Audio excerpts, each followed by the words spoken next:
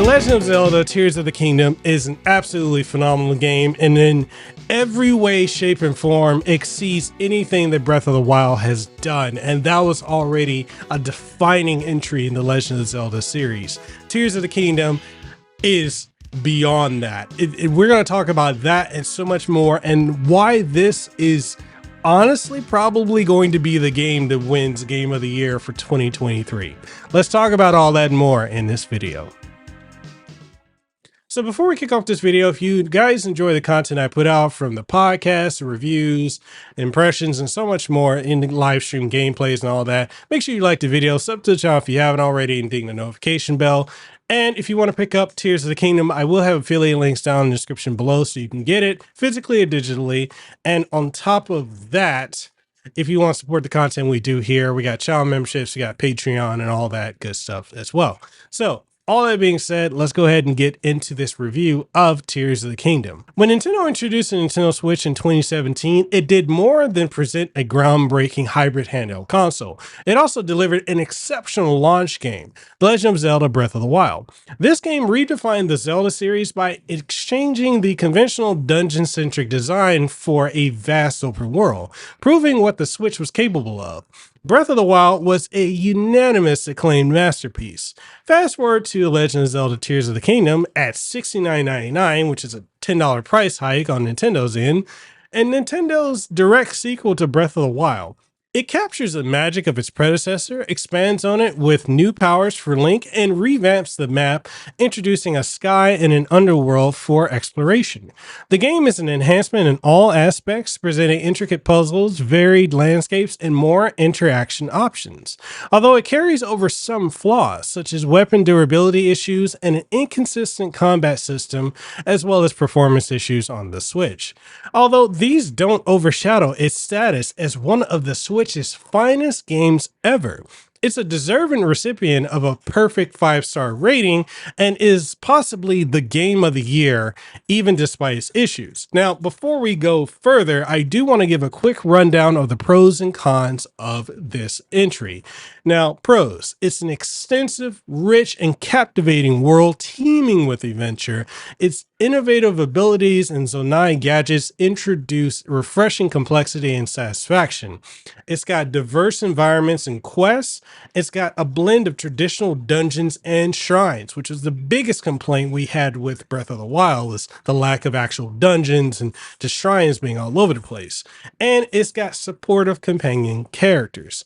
Now we got to talk about the cons, and there's not a whole lot, but we're going to dive into it. So the cons are persistent issues with weapon durability and awkward melee combat that happens due to the durability in some of the weapons that aren't as perfectly tuned as they should be. And then there's also the intermittent drop in frame rate and resolution, which can drop, even when it's docked and in handheld mode, from 30 frames per second down to the 20s and sometimes 15 frames per second. Now, all that out of the way, let's talk about the story, and I'm going to be spoiler free. I'm just going to give you guys a general overview of the story, so it's not spoiled for you.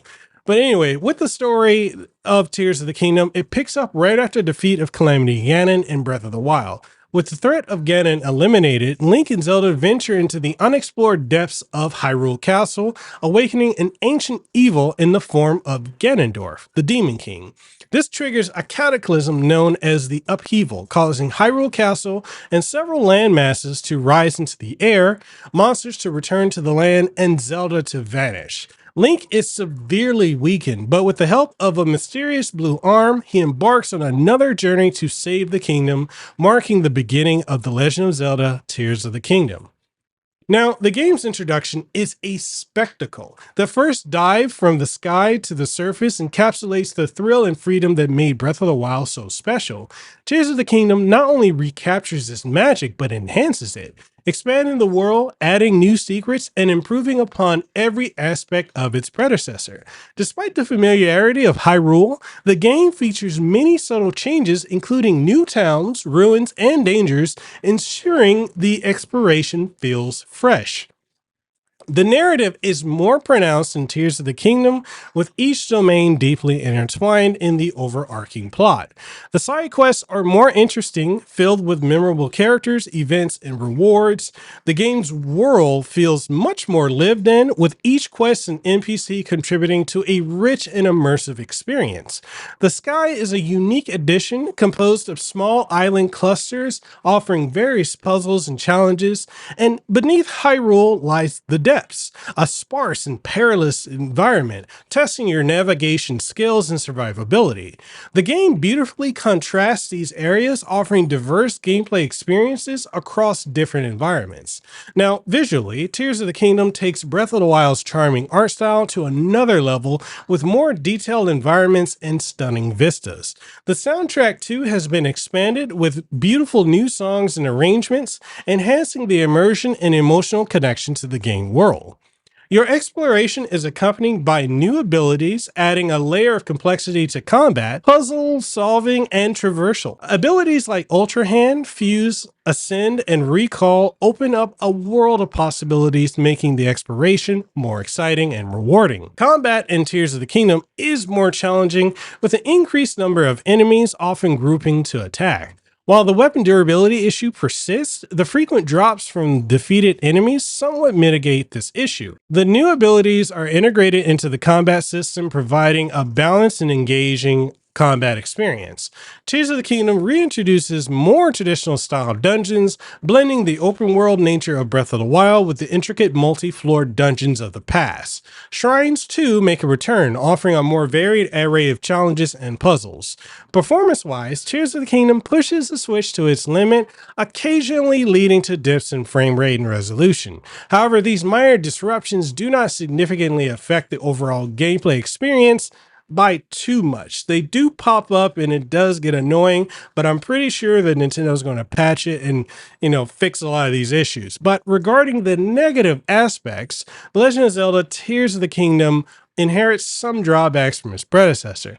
The weapon durability system continues to be a contentious issue, with weapons breaking after extended use, often during critical combat moments.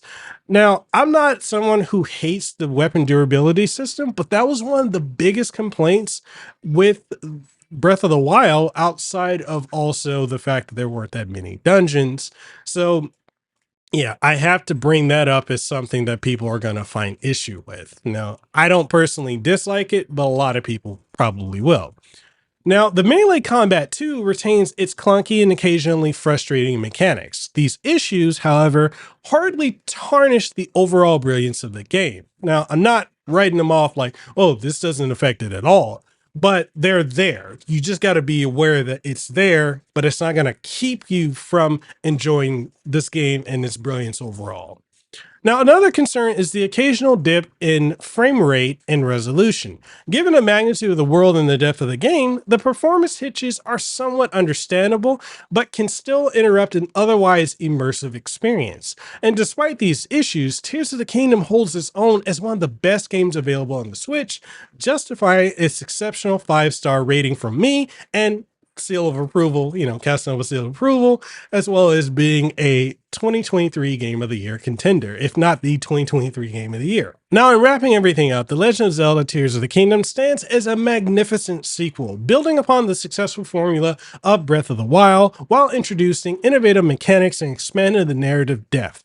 It masterfully balances the freedom of an open world game with a compelling storyline, making it a must-play for any Switch owner. And despite the performance issues and the weapon durability system, it shines as a testament to Nintendo's ability to innovate and refine, delivering a truly exceptional gaming experience. Tears of the Kingdom is not just a game, it's an experience, it's an adventure that will stay with you long after the credits roll. And with that being said, that's the review for Legend of Zelda Tears of the Kingdom. Hopefully you guys found something out of this review that resonated with you. And hey, if you haven't picked up the game, use one of the links down below to get it for yourself and experience the majesty of Tears of the Kingdom.